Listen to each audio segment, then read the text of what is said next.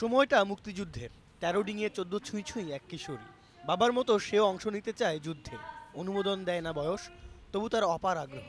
যুদ্ধ জাদুকরের প্রতি প্রেমে নানা কৌশলে যুদ্ধে যাবার আয়োজন করে সে। লক্ষ্যে পৌঁছবার আগেই কিশোরীর চারপাশে কেউ শহীদ হয়, আর কত যে প্রতিবন্ধকতা লাল করে দেয় ১৪ বছরের সফেদ জমিনকে। তারই এক অভিনব নাট্য অভিব্যক্তি লাল জমিন।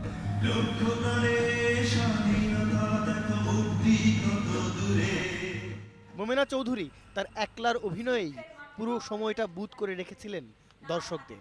যে আমি যখন সত্যিকার অর্থে নাটকটা লিখতে ভাবতে শুরু করলাম, তখন আমার একটা সময় মনে হলো যে মুক্তিযুদ্ধের সময় আমার যে বয়সটা ছিল, এই বয়স তো এই দেশের হাজারো মেয়েদেরও ছিল।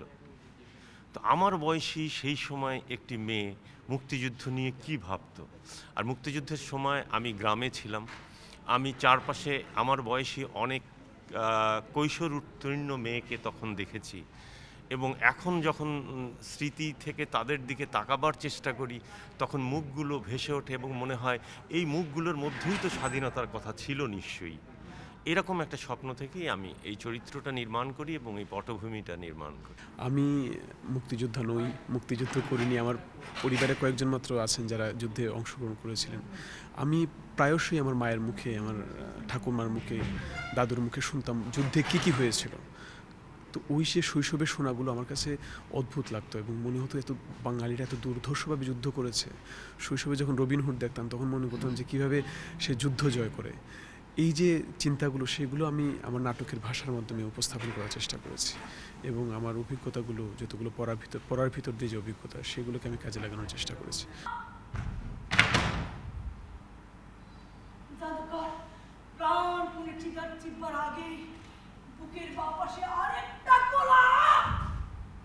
বোদ্ধারাও প্রশংসা করলেন মোমেনার এই কাজের।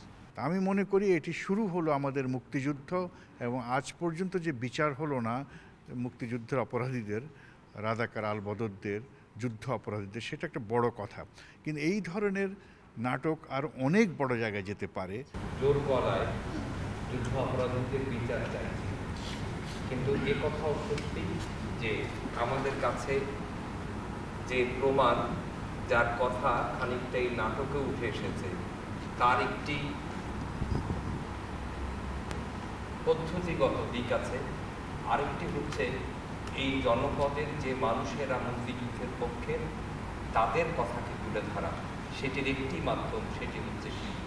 লাল জমিনে আমাদেরকেই থাকতে হবে, আমরা একদিন চলে যাব, কিন্তু আমাদের যারা আসছে, আমাদের সন্তানরা, তারা যেন এই জমিনটাকে তাদের মতো করে পায়।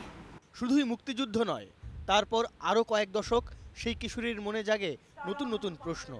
কেন যুদ্ধাপরাধীর বিচার হয় না, আর কেনই বা লাল জমিন সবসময় লালই থাকে।